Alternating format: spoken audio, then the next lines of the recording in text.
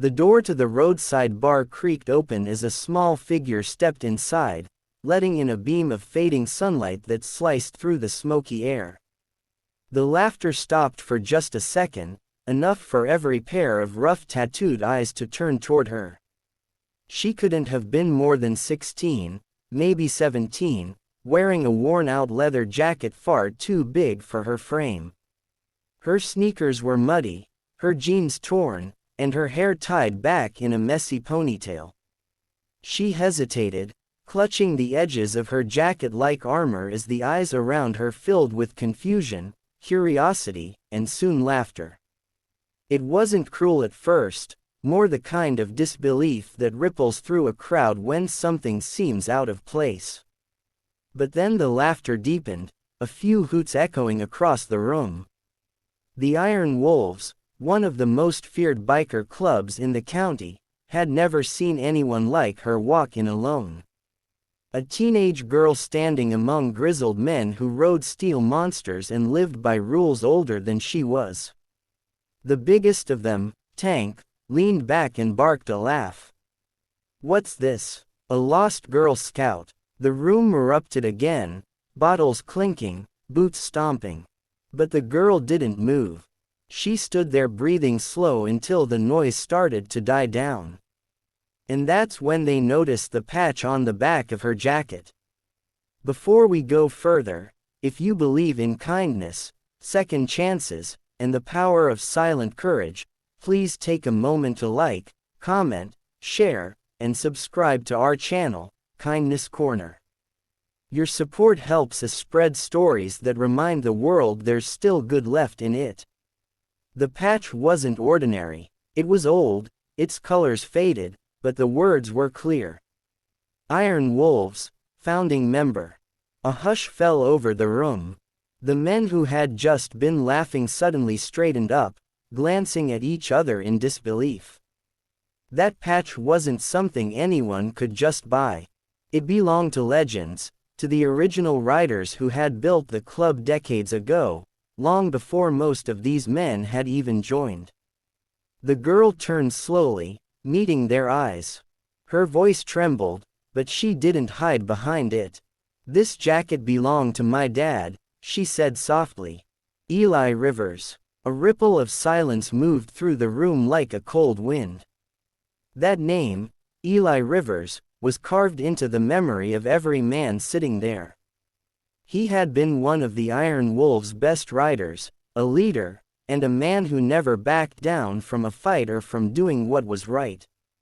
He died years ago in an accident on Route 66, saving a family trapped in a burning car.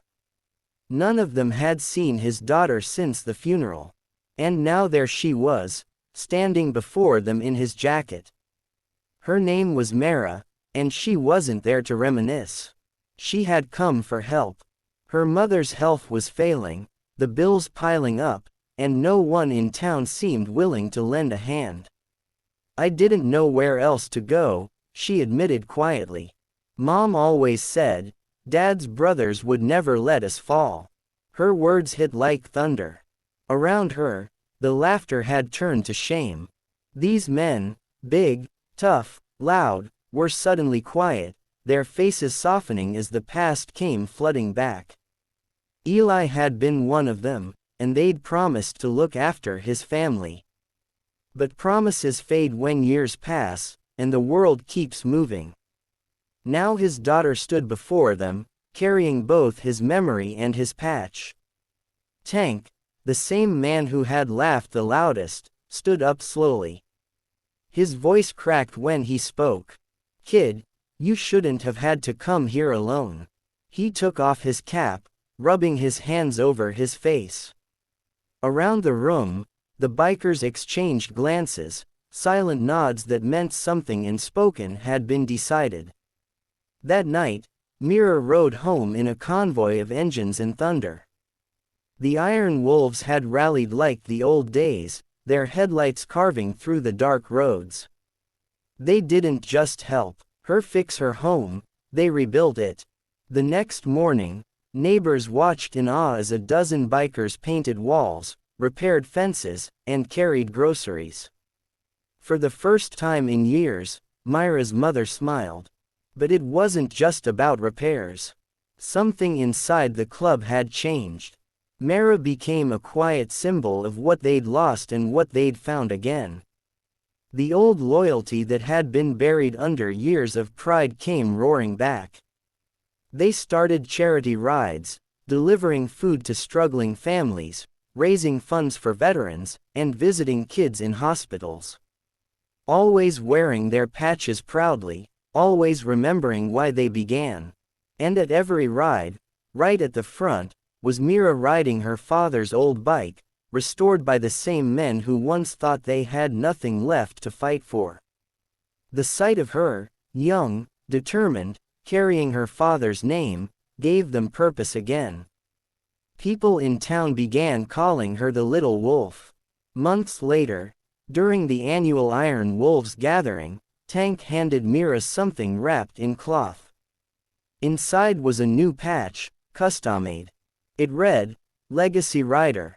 Below it in smaller letters, "Daughter of Eli Rivers," as the men watched her sew it beside her father's original patch. Not a single eye stayed dry. She looked up at them and smiled faintly. "Dad used to say, the patch doesn't make you strong. It reminds you who you ride for." The words echoed in the silent hall. And in that moment, every man in that room understood it wasn't just leather or thread that held their brotherhood together. It was love, loyalty, and the kind of courage that doesn't need to roar to be heard. From that day forward, wherever the Iron Wolves rode, people noticed the young girl among them, the one whose jacket told a story louder than any engine. She wasn't just carrying her father's legacy. She was writing her own. If this story touched your heart, please don't forget to like, share, and subscribe to Kindness Corner. Every click helps us share more real stories of love, redemption, and humanity with the world.